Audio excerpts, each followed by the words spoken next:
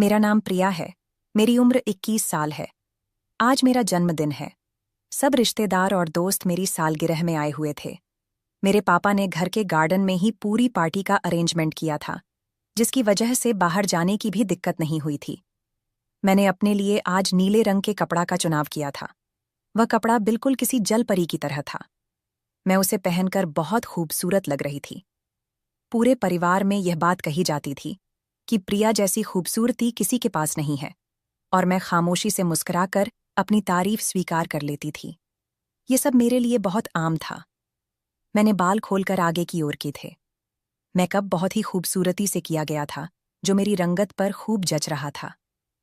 थोड़ी देर बाद ही एक नौकरानी ने आकर मुझे पापा का पैगाम पहुंचाया था कि आपके पापा आपको गार्डन में बुला रहे हैं। सब मेहमान आ चुके हैं, सिर्फ आपका ही इंतजार है।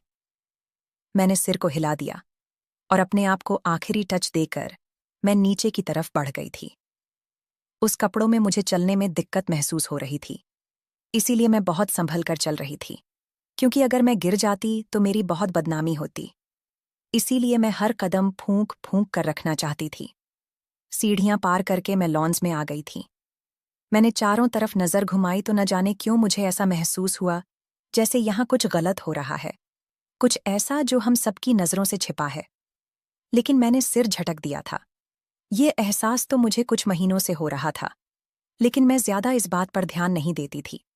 मैं गार्डन एरिया में पहुंची तो पापा सामने खड़े हुए थे और अपने दोस्तों से बात कर रहे थे।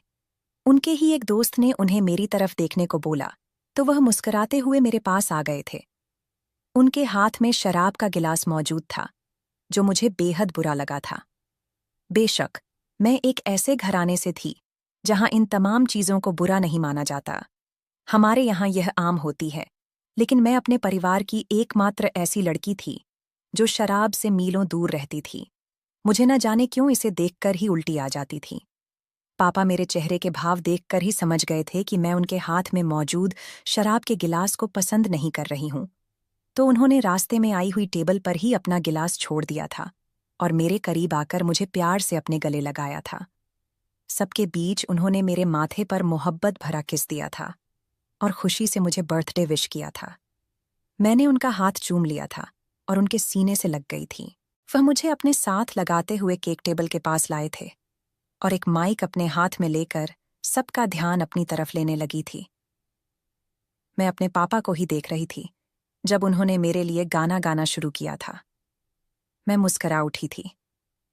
पापा को गाना गाना बहुत अच्छा लगता था और उनकी आवाज भी बहुत अच्छी थी।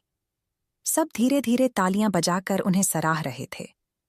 इसी दौरान मेरी नजर कोने में खड़े अपने सबसे खास नौकर पर गई थी, जो हमारे घर का सबसे अच्छा नौकर था। मेरे ज्यादातर काम वही करता था। रमेश की नजर मेरी तरफ ही थी। न जाने क्यों ऐसा मुझे महसूस हो रहा था जैसे रमेश मुझे कुछ बताना चाहता है, लेकिन मेहमान और रिश्तेदारों की वजह से वह कुछ नहीं बोल पा रहा। गाना खत्म हो जाने के बाद पापा मुझे लेकर टेबल के पास आए थे और केक कटिंग करने का कहने लगे थे। मैंने मुस्कुराते हुए छुरी उठाई थी और केक काट दिया था। सब जगह तालियां गूंज उठी थीं। मैंने पापा को केक खिलाया तो उन्होंने भी मुझे केक खिलाया। अभी हम यही कर रहे थे जब वही नौकर मेरे पास आया और मेरी तरफ एक डब्बा बढ़ाते हुए बोला, मेम साहब, ये हमारी तरफ से आपके लिए तोहफा है। जो पापा में मग्न थी अचानक पलटी। रमेश ने आखिर हिम्मत कर ही ली थी। मैंने उसके मामूली से गिफ्ट को देखा। मैं अभी हाथ बढ़ाकर उसका गिफ्ट लेती, इससे पहले ही पापा ने उसके मुंह पर एक जोरदार थप्पड़ मारा, जिससे वह फौरन ही जमीन पर गिर गया। गिफ्ट नीचे गिरता उससे पहले ही मैंने थामकर उसे टेबल पर रख दिया। पापा उस नौकर को देखते हुए गुस्से से बोले, तुम्हारी हिम्मत कैसे हुई मेरी बेटी को गिफ्ट देने की? तुम 2 टके के नौकर हो और मेरी बेटी को गिफ्ट दोगे? वह और कुछ कहते, इससे पहले मैंने पापा के सीने पर हाथ रखा और उन्हें देखते हुए बोली, कोई बात नहीं पापा, ये तोहफा ही है, मैं ले लेती हूं। मैं कुछ और कहती, इससे पहले ही पापा बोले, चुप हो जाओ, तुम मेरी चांद सी बेटी हो, तुम्हें ऐसे मामूली तोहफे लेने की जरूरत नहीं है, और तुम यहां से निकलो। मैंने तुम्हें पहले भी समझाया था कि मेरी बेटी से दूर रहा करो, लेकिन तुम बेवजह ध्यान खींचने के लिए इसके आसपास मंडराते रहते हो। ये कहते ही उन्होंने अपने गार्ड्स को बुलाया और रमेश को बाहर निकलवा दिया, जबकि मैं अपनी जगह पर पत्थर बनी खड़ी रह गई। पापा ने आज से पहले कभी इस तरह का व्यवहार नहीं किया था, फिर आज अचानक ऐसा क्या हो गया कि वह रमेश को निकालने पर तुल गए। हालांकि यह बात तो सभी जानते थे कि मेरा सबसे अच्छा नौकर रमेश ही है, लेकिन आज पापा के इस रवैये को देखकर मैं एक पल के लिए डर गई थी। ये बात सच थी कि जब पापा को गुस्सा आता था तो वह किसी की नहीं सुनते थे, सब कुछ तहस नहस कर देते थे। लेकिन इस पल हालात बहुत ज्यादा अलग हो गए थे। मैंने फौरन ही पापा को संभाल लिया। उनके दोस्त भी उनके करीब आ गए थे, वरना पापा का बस नहीं चलता तो वह रमेश का कत्ल ही कर देते। मैंने फौरन ही वह तोहफा भी अंदर भिजवा दिया। मैं बेवजह किसी के तोहफे की बेइज्जती नहीं करना चाहती थी। मुझमें इंसानियत अब भी बाकी थी। पार्टी चल रही थी, लेकिन मेरा ध्यान पापा की तरफ ही लगा हुआ था कि उन्होंने आज ऐसा क्यों किया। आखिर ऐसी भी कौन सी नौबत आ गई जो उन्होंने मासूम रमेश को घर से बाहर निकाल दिया। हालांकि मुझे पता था कि रमेश की एक माँ है, 2 बहनें हैं, वह बहुत मजबूर है, तभी यह नौकरी कर रहा है। वरना मैंने देखा था कि उसके पास बहुत काबिलियत थी। वह अगर नौकरी ढूंढने निकलता तो उसे कुछ महीनों या कुछ दिनों में नौकरी मिल जाती, लेकिन वह अपना समय बर्बाद नहीं करना चाहता था। मुझे दिल से अफसोस हुआ था और मैंने दिल ही दिल में सोचा था कि अगर मेरी वजह से कुछ हो सका तो मैं जरूर रमेश के लिए कुछ करूंगी, क्योंकि वह मेरी वजह से ही इस नौकरी से निकाला गया है। थोड़ी देर बाद मेरी कॉलेज की सहेलियां आ गई थीं, जिनके साथ मैं मग्न हो गई थी। मैंने उन्हें देखते ही गुस्सा करते हुए कहा, तुम लोगों को आने में कितना वक्त लग गया? पापा ने केक भी कटवा दिया। मैं उन्हें रोक भी नहीं पाई, जबकि सबने मेरी बात का बुरा नहीं माना और तस्वीरें लेना शुरू कर दिया। समय धीरे धीरे बीतता चला गया। तकरीबन 1 बजे के बीच सब मेहमान और रिश्तेदार घर जाना शुरू हो गए। मैंने साफ तौर पर पापा के चेहरे पर एक अजीब सी परेशानी देखी थी।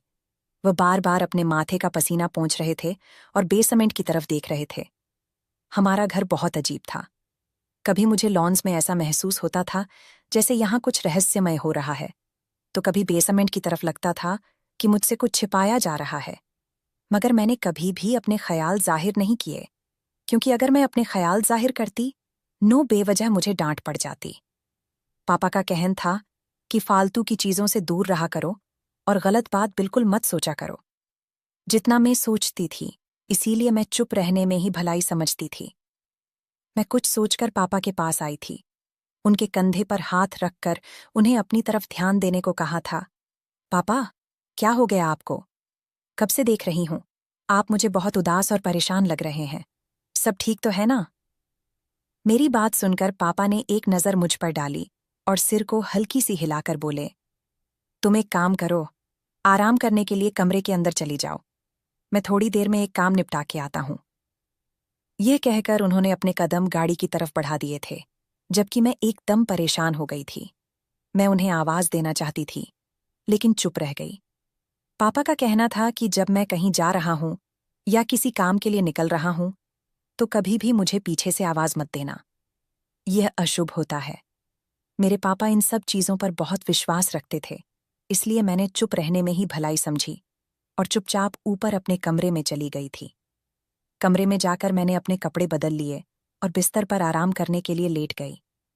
अभी मैं आंखें बंद करती, उससे पहले ही मेरा मोबाइल बज उठा। रात के 2 बजे का समय हो रहा था और इस वक्त किसी का फोन आना परेशानी की निशानी होती है। पापा भी बाहर थे। मैंने बेचैन होकर अनजान नंबर रिसीव किया और फोन कान से लगा लिया। तभी एक भारी और खास आवाज मेरे कानों से टकराई। अगर भलाई चाहती हो तो अपना ख्याल रखो, हर चीज से दूर रहो, खासकर अपने बाप से, वरना नुकसान उठाओगी।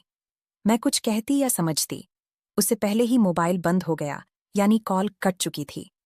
मैंने दोबारा उसी नंबर पर डायल किया था, क्योंकि मेरे दिल में अजीब से शक पैदा हो गए थे। मेरे पापा को मुझसे क्या खतरा हो सकता था? लेकिन अब नंबर ही बंद जा रहा था। वह जो भी था, मुझ तक कोई संदेश पहुंचाना चाहता था, लेकिन उसके दबे हुए अल्फाजों ने मुझे परेशान कर दिया था। काफी देर तक मैं मोबाइल हाथ में पकड़े इसी बारे में सोचती रही थी और फिर यह सोचकर सिर झटक दिया कि हो सकता है कोई दोस्त मुझसे मजाक कर रहा हो, मुझे डराने की कोशिश कर रहा हो। वैसे भी आज मेरी सालगिरह थी। यही सोचकर मैंने अपना ध्यान भटका लिया था, लेकिन दिमाग के किसी कोने में यह बात अटक गई थी कि कुछ असामान्य है। वैसे भी जब से मैंने होश संभाल था, तभी से मैं अपने आसपास कुछ न कुछ महसूस करती रहती थी। ऐसा लगता था जैसे मेरे पापा किसी गलत काम में शामिल हैं। जब भी वह अचानक घबरा जाते हैं, आधी रात को घर से निकल जाते हैं और मुझे सब चीज़ों से दूर रखते हैं।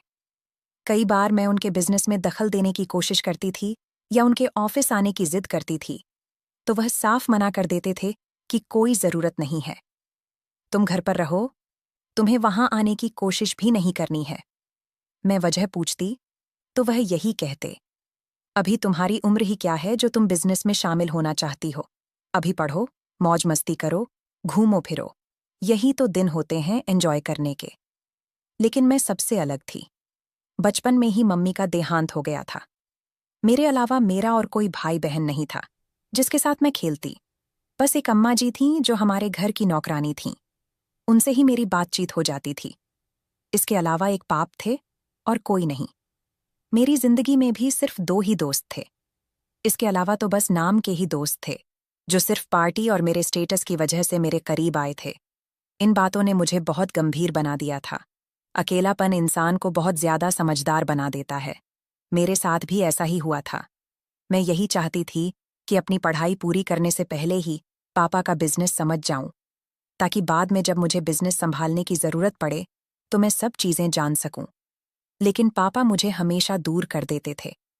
बेशक वह मुझे भरपूर पॉकेट मनी देते थे, कभी मुझे किसी चीज का ताना नहीं देते थे, अपनी सिर आंखों पर बिठाते थे। लेकिन मैं भी इंसान थी। मैं भी चाहती थी कि मेरी जिंदगी में कुछ अलग हो, थोड़ी जिम्मेदारियां आएं। लेकिन पापा देना ही नहीं चाहते थे। समय धीरे धीरे गुजर रहा था। रात गहरी होती जा रही थी, लेकिन पापा का नामो निशान नहीं था। मेरे कान पोर्च की तरफ ही लगे हुए थे। मैंने कुछ सोचकर रात के 4 बजे पापा को फोन लगाया था, लेकिन पापा का नंबर बंद जा रहा था। मुझे अचानक से चिंता होने लगी थी कि आखिर पापा कहाँ चले गए। मैंने एक चादर अपने ऊपर लपेटी और बाहर आ गई। सीधा चौकीदार के पास पहुंची, क्योंकि ज्यादातर उसे ही पता होता था कि पापा कब और कहाँ गए हैं। जब मैं बाहर आई तो मेरी नजर चौकीदार पर पड़ी। वह सो रहा था। मुझे एकदम शर्मिंदगी का एहसास हुआ। अगर मैं उसके पास जाकर उसे जगाती तो उस इंसान की नींद खराब हो जाती। लेकिन मेरे पापा की जिंदगी का सवाल था। यही सोचकर मैंने अपने कदम चौकीदार की तरफ बढ़ाए और उसे जगाने लगी थी। वह मेरी पहली आवाज पर ही चौंक कर उठ गया था। वह मुझे देखते हुए हैरान भरे लहजे में बोला, जी मैम बताइए। मैं सो गया था, दरअसल तबीयत थोड़ी ठीक नहीं है। वह टूटे फूटे शब्दों में बोला था। मैंने उसकी तरफ देखा और सिर ना में हिलाते हुए बोली, कोई बात नहीं, मुझे ये बताओ कि बाबा कहाँ हैं और कब तक वापस आएंगे। मैं उन्हें फ़ोन कर रही हूँ, लेकिन उनका फ़ोन भी बंद जा रहा है। मुझे बिल्कुल नींद नहीं आ रही, बहुत परेशान हो रही है। मेरी बात सुनकर चौकीदार ने मेरी तरफ देखा और कुछ पल के बाद बोला, मालकिन साहब ने मना किया है कुछ भी बताने से। उनका कहना है कि वह जल्दी वापस आ जाएंगे। बस एक ज़रूरी काम निपटा रहे हैं, आप परेशान न हों। अभी थोड़ी देर पहले मेरी साहब से बात हुई थी, वह बिल्कुल ठीक से हैं। जबकि मैं गुस्से से बोली, मैं तुम्हें मुंह मांगी रकम दूंगी। मुझे बताओ, मेरे पापा कहाँ पर गए हैं और क्या काम कर रहे हैं। तुम्हें बिल्कुल परवाह करने की जरूरत नहीं है कि तुम्हारा नाम आएगा। मैं किसी भी कीमत पर तुम्हारा नाम नहीं आने दूंगी। बस तुम मुझे। मैं कुछ और कहती, उससे पहले ही उसने मेरी बात काटते हुए कहा, छोटी मालकिन, लेकिन मैं ऐसा काम नहीं कर सकता। मैं साहब का बहुत वफादार आदमी हूं। उन्होंने मेरा तब साथ दिया था जब मेरे पास कोई नहीं था, और वह किसी गलत काम के लिए नहीं गए हैं। आप परेशान न हो, वह जल्दी लौट आएंगे। वह ठीक है। जबकि मैं चुप हो गई थी। यह बात हकीकत थी। पापा के सारे नौकर उनके वफादार थे। उनसे कभी गद्दारी नहीं करते थे। न जाने क्यों मेरे दिल में एकदम ख्याल आया कि क्या फिर रमेश पापा से गद्दारी कर रहा था। पल भर के लिए मैं बिल्कुल चुप हो गई थी और खामोशी से अपने कमरे के अंदर चली गई थी। थोड़ी ही देर गुजरी थी जब हमारे पोर्च में गाड़ी रुकने की आवाज आई थी, यानी पापा आ गए थे। मैंने सुकून का सांस छोड़ा और फौरन उठकर खिड़की के पास आ गई। मेरे सोचने के बिल्कुल ठीक मुताबिक पापा ही आए थे और पोर्च में खड़े चौकीदार से ही कोई बात कर रहे थे। यकीनन चौकीदार मेरे बारे में ही पापा को बता रहा था। अचानक ही पापा ने मेरी तरफ देखा था। मैं खिड़की के पास थी। फौरन ही 2 कदम पीछे हो गई थी। जो भी था, मैं अपने पापा से घबरा जाती थी। रात के इस पहर अगर वह मुझे जागता हुआ देख लेते तो यकीनन गुस्सा करते। इसलिए मैं जल्दी से बिस्तर पर लेट गई थी। पापा आ चुके थे, इसलिए मुझे अब इत्मीनान हो गया था। आंखें बंद करते ही मैं गहरी नींद में चली गई थी।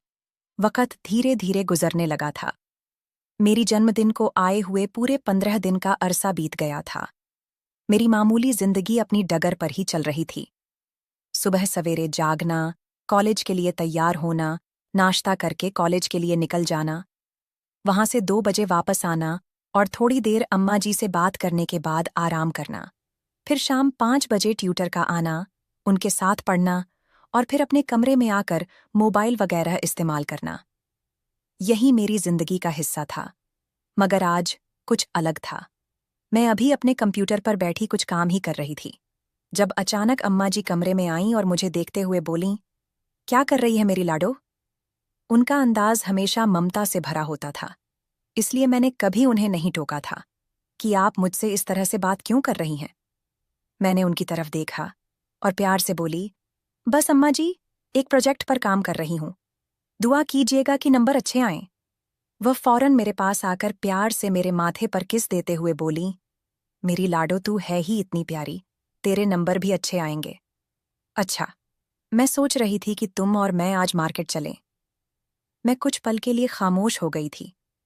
बाबा ने कभी भी मुझे किसी चीज के लिए नहीं रोका टोका था। मेरा जहां दिल चाहता था, जब दिल चाहता था, मैं चली जाती थी। दोस्तों के साथ घूम फिर आती थी। कुछ लेना होता था तो शॉपिंग मॉल भी चली जाती थी। अब अचानक से अम्मा जी का आना और मार्केट के लिए कहना, मैं कुछ पल के लिए चुप हो गई थी। मेरा इरादा मार्केट जाने का नहीं था, क्योंकि मुझे अपना प्रोजेक्ट कंप्लीट करना था। मैं अम्मा जी की तरफ देखते हुए प्यार से बोली, आज नहीं अम्मा जी, कल चलेंगे। मैं ये प्रोजेक्ट पूरा करना चाहती हूँ क्योंकि फिर 2 दिन ही मेरे पास होंगे कॉलेज में इसे सबमिट कराने के लिए। मैं कुछ और कहती, उससे पहले ही वह बोल पड़ी, मुझे कुछ नहीं पता, तुम्हारी अंग्रेजी मुझसे मत बोलो, तुम मेरे साथ चल रही हो। बस मैंने कह दिया, मैं बस अपने कपड़े बदलने जा रही हूँ, तुम भी अपना हुलिया ठीक कर लो। वह अधिकार जताते हुए बोली और वहां से चली गई, जबकि मैं अपना सिर थाम कर बैठ गई थी। मुझे अब समझ नहीं आ रहा था कि मैं क्या करूं। मैं अम्मा जी का दिल भी नहीं तोड़ना चाहती थी और मेरे लिए प्रोजेक्ट भी बहुत अहम था। कुछ पल सोचने के बाद मैंने एक ही फैसला लिया कि मैं अम्मा जी के साथ चली जाती हूँ। वह इतनी मोहब्बत से मेरे पास आकर बोली थी कि अब उन्हें इनकार करना उनकी बेइज्जती होगी। यही सोचकर मैंने अपना प्रोजेक्ट बंद किया और वॉशरूम जाकर कपड़े बदल लिए। मैंने पिंक कलर की शर्ट और ब्लू जीन्स पहनी थी। मैं बाहर आई तो अम्मा जी सफेद शलवार कमीज में खड़ी मेरा ही इंतजार कर रही थीं। मैंने पास जाकर उन्हें चलने के लिए कहा। फौरन ही ड्राइवर ने हमारे लिए दरवाजे खोल दिए। मैं अम्मा जी के साथ पीछे बैठ गई थी और उनकी तरफ देखते हुए बोली, अच्छा, आप बताइए, कहाँ जाना है और क्या खरीदना है आपको? वह फौरन बोली, मैंने अपनी लाडो को तोहफा नहीं दिया था, मुझे साहब ने तनख्वाह इस बार थोड़ी देर से दी है।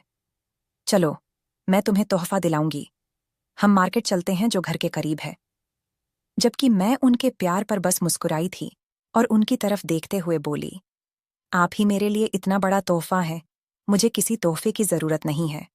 और रही बात जन्मदिन की, तो दिन निकल चुका है, आपको फिक्र करने की जरूरत नहीं है।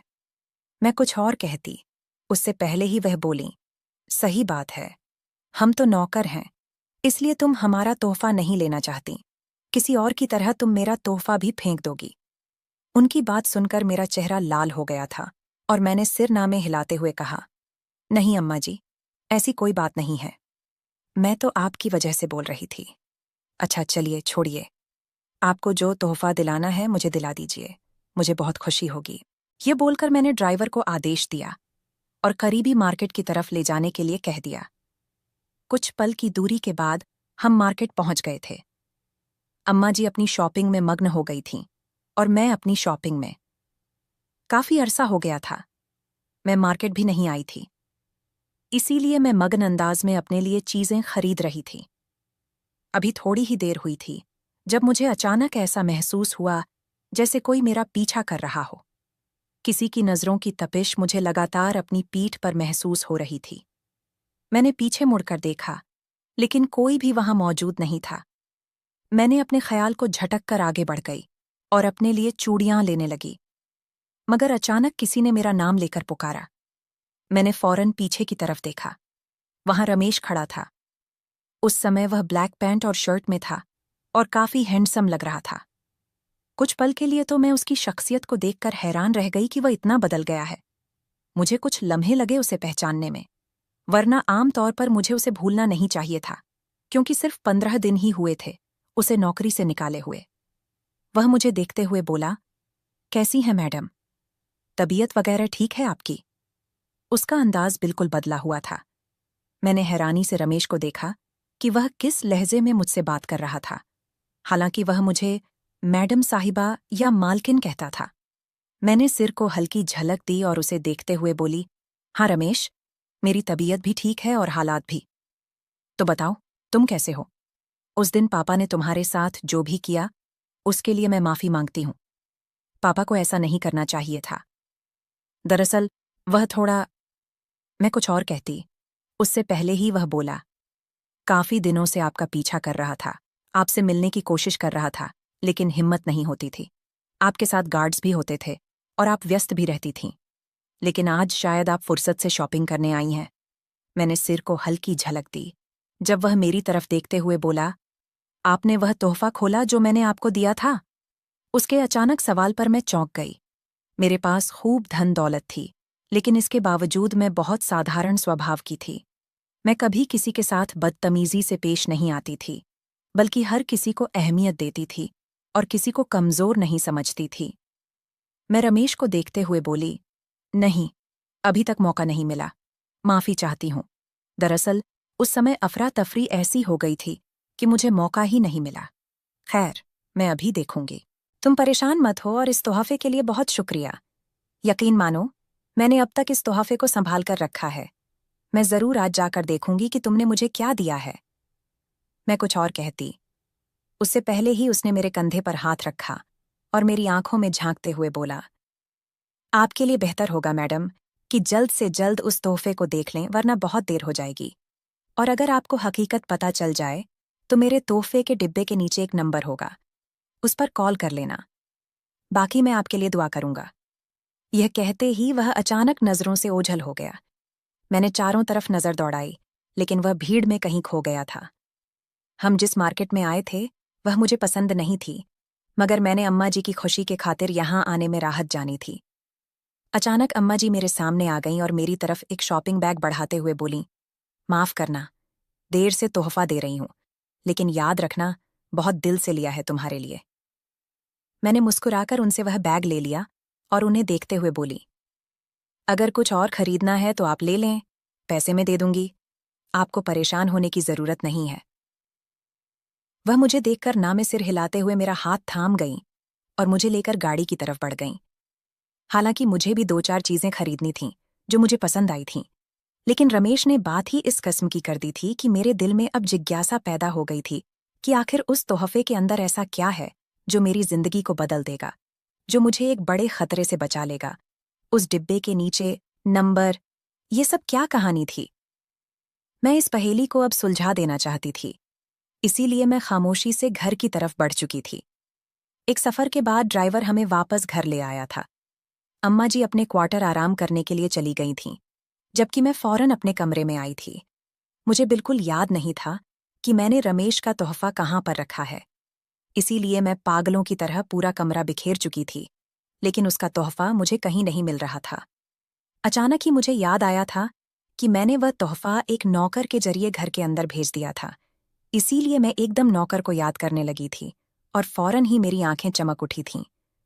वह नौकर अम्मा जी की ही रिश्तेदार थीं। मैं फौरन नीचे आई थी और रेखा को आवाज देने लगी थी। मेरी 1-2 आवाज के बाद ही रेखा मेरे सामने किसी बोतल के जिन्न की तरह सामने आ गई थी। मैं उसको देखते हुए सवालिया अंदाज में बोली थी, रेखा, मुझे सच सच बताओ, तुमने उस तोहफे का क्या किया था?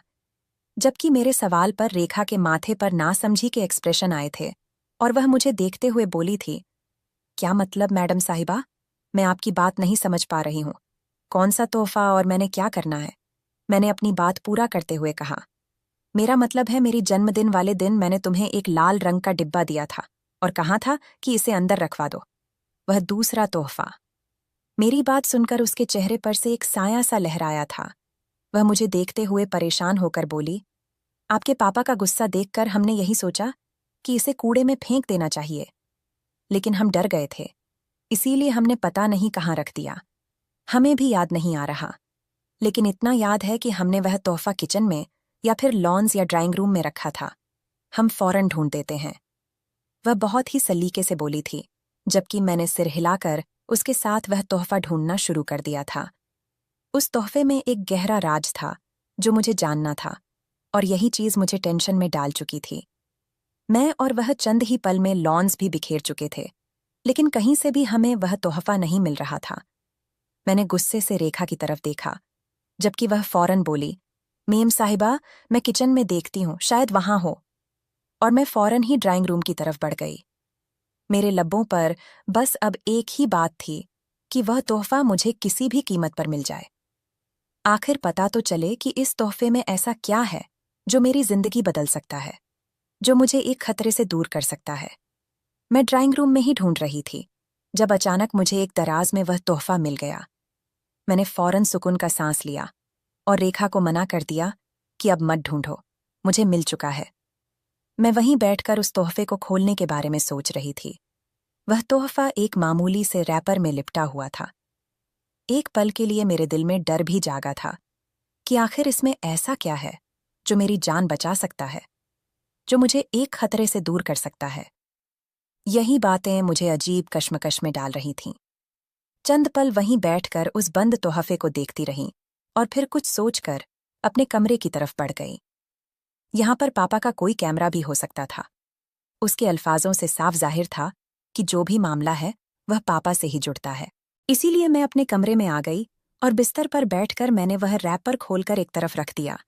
मेरा दिल जोर जोर से धड़क रहा था, और जैसे ही मैंने वह डिब्बा खोला, उसके अंदर एक खत मौजूद था। मेरे माथे पर बल आए। आखिर इस खत के अंदर क्या है? और फिर जब मैंने वह खत निकालकर पढ़ना शुरू किया तो मेरे कदमों तले जमीन निकल गई। ऐसा लग रहा था जैसे आसमान मेरे सिर पर आ गिरा हो। मेरी रूह तक कांप गई। कुछ सोचकर मैं अपनी जगह से खड़ी हुई। मैंने वह डिब्बा अपने हाथ में ही ले रखा था, क्योंकि मुझे याद था कि उसने कहा था, इस डिब्बे के पीछे एक नंबर मौजूद है। मैं वह डिब्बा हाथ में थाम कर नीचे आई थी।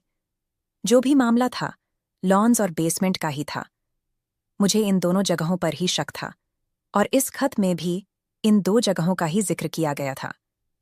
मैं लॉन्स के कोने वाले हिस्से में आ गई, और जब मैंने अपना पांव जोर जोर से कोने वाले फर्श पर मारा तो मुझे लोहे की आवाज आना शुरू हो गई। मैंने सब कुछ सोचकर आंखें बंद कर लीं। मुझे अपने बाप से इस हरकत की बिल्कुल उम्मीद नहीं थी। मैं अभी इस जगह को खोलकर नहीं देख सकती थी, क्योंकि मेरे आसपास बहुत से नौकर मौजूद थे। मेरा इरादा अब बेसमेंट की तरफ जाने का था, लेकिन मैं अभी दिन के वक्त नहीं जा सकती थी, क्योंकि सब जाग रहे थे और मैं नजरों में आ सकती थी। इसीलिए मैं अपने कमरे में आकर बैठ गई थी। मैंने अपना सिर थाम लिया था।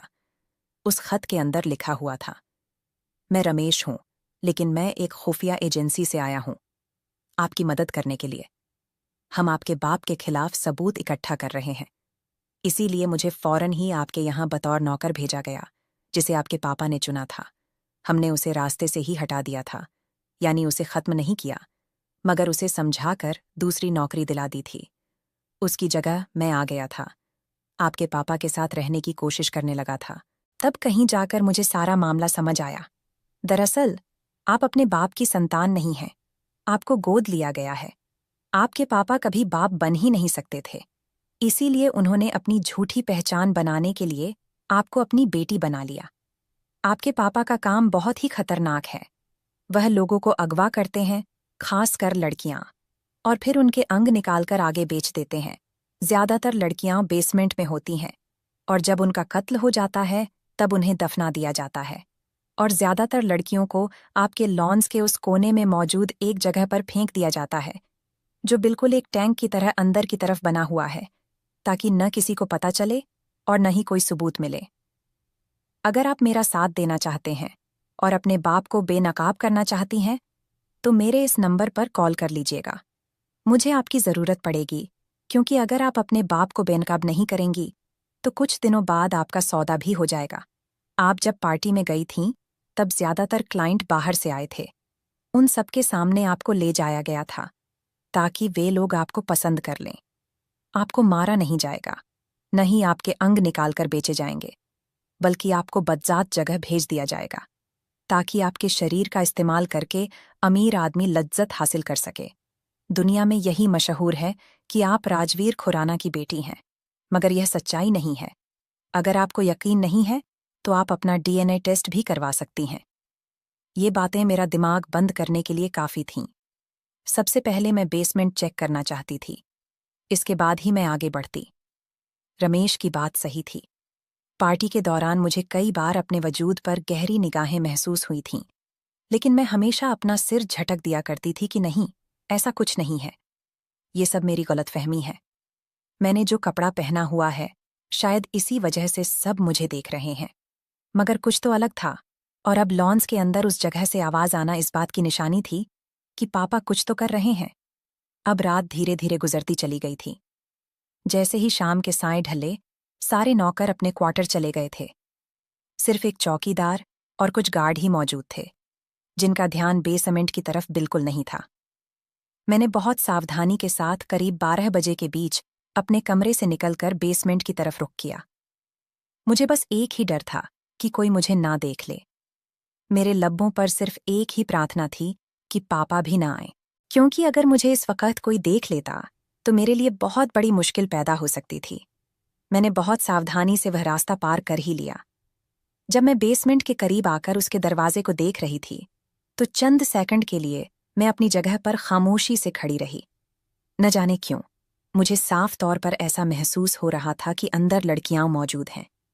मैंने अपने कदम बेसमेंट की तरफ बढ़ाए। मैं बार बार पीछे मुड़कर भी देख रही थी, कहीं कोई मुझे न देखे। और जब मैंने दरवाज़ा खोलने की कोशिश की तो दरवाज़ा बड़े ताले से बंद कर दिया गया था। मेरी नज़र बार बार पीछे की तरफ जा रही थी, क्योंकि मुझे ये डर लगा था कि बाबा ने अगर अंदर लड़कियां रखी होंगी तो वो यहाँ से बेखबर नहीं हो सकते। मैंने फौरन एक छोटी सी झिर्री से अंदर झांका था, और रमेश की बात सच साबित हो गई थी। पापा वाकई लड़कियों को अगवा करके उनके अंग बेच रहे थे। कुछ लड़कियों को शारीरिक तौर पर इस्तेमाल करने के लिए आगे भेजा जा रहा था। मुझे यकीन नहीं आ रहा था कि मेरा बाप इस हद तक जा सकता है। पैसों का लालच इंसान को ये सब करने पर मजबूर कर देती है। मैंने तसव्वुर भी नहीं किया था। मुझे हैरानी इस बात पर थी कि मेरे बाप ने मेरा ही सौदा कर डाला। बेशक मैं उनकी बेटी नहीं थी, लेकिन उन्होंने मुझे पाला था, मुझे प्यार दिया था, मुझे हर ऐशो आराम दिया था जो एक पिता अपनी औलाद को देना चाहता है। मैं अपने कमरे में आकर अपने पापा के बारे में सोच रही थी। अगर उस समय मैं स्वार्थी हो जाती, उन लड़कियों के बारे में नहीं सोचती, तो मुझ पर लानत थी। मैं भी तो एक लड़की थी, और मेरी जान को भी तो खतरा था। अगर मैंने किसी और से संपर्क नहीं किया होता तो मैं भी बुरी तरह से फंस सकती थी, और बेसमेंट में मौजूद वे मासूम लड़कियां भी जान की बाजी हार सकती थीं। मैंने बहुत देर तक बैठते बैठते इसी बारे में सोचा कि मुझे क्या करना चाहिए। क्या मुझे फ़ोन कर देना चाहिए? क्योंकि अगर मैं फ़ोन कर देती तो मुझे गवाही देनी थी, और उसके बाद पापा की जिंदगी खत्म हो जाती। मेरी गवाही बहुत मायने रखती थी, क्योंकि मैं उनकी संतान थी, उनके साथ रहती थी। मुझसे ज्यादा मेरे पापा को कोई नहीं समझ सकता था। कानून भी मेरी गवाही को तुरंत मान लेता। कुछ सोचकर मैंने गहरी सांस ली और उस नंबर को फोन में डायल कर दिया। मेरी पहली बेल पर ही कॉल उठाई गई थी। सामने से कोई और बात कर रहा था। मैंने धीरे धीरे उसे सारी स्थिति से अवगत करवा दिया और बताया कि मैं तुम्हारे साथ हूं, तुम्हें जो करना है तुम कर सकते हो। किसी ने मेरा शुक्रिया अदा किया, और तुरंत ही आधे घंटे बाद वह पूरी फोर्स के साथ हमारे घर पहुंच गया था। मैंने सोचा भी नहीं था कि मैं इस हद तक जाऊंगी। मुझे आज समझ आया था, मेरी तन्हाई, मेरी खामोशी, मेरी समझदारी अब किस काम आई थी। बेशक तन्हाई इंसान को खोखला कर देती है, लेकिन कुछ तन्हाई इंसान को इतना समझदार बना देती है कि वह अपनी जिंदगी को संवार लेता है। रमेश ने फौरन ही पापा को अरेस्ट करवा दिया था, जबकि पापा मुझे हैरत भरी निगाहों से देख रहे थे। उन्हें वाकई यकीन नहीं आ रहा था कि मैं उस हद तक पहुंच गई जिस हद से पापा मुझे हमेशा दूर रखते थे। फौरन ही उन्हें जेल कर दिया गया था और जब मैंने गवाही दी तो उनकी जिंदगी खत्म हो गई थी। उन्हें फांसी के फंदे पर चढ़ा दिया गया था। पापा का ज्यादातर पैसा हराम का था, इसीलिए उन सभी पैसों को भी मैंने चैरिटी में दे दिया था, क्योंकि पापा के बाद उनकी वारिस मैं ही थी। मैंने बस हौसला के मुताबिक अपने पास पैसा रखा था और उससे कारोबार शुरू किया था और दिल लगाकर उसमें मेहनत करने लगी थी। कभी कभी मुझे मेरा बाबा याद आता है, लेकिन जब उनकी हरकतें याद आती हैं तो मेरा दिल फटने के करीब आ जाता है, क्योंकि उन्होंने जो किया था उसकी माफी नहीं थी। उनके साथ यही होना चाहिए था। अगर आपको हमारी कहानी पसंद आई हो तो वीडियो को लाइक करें, चैनल पर नए हैं तो चैनल को सब्सक्राइब जरूर करें। धन्यवाद दोस्तों।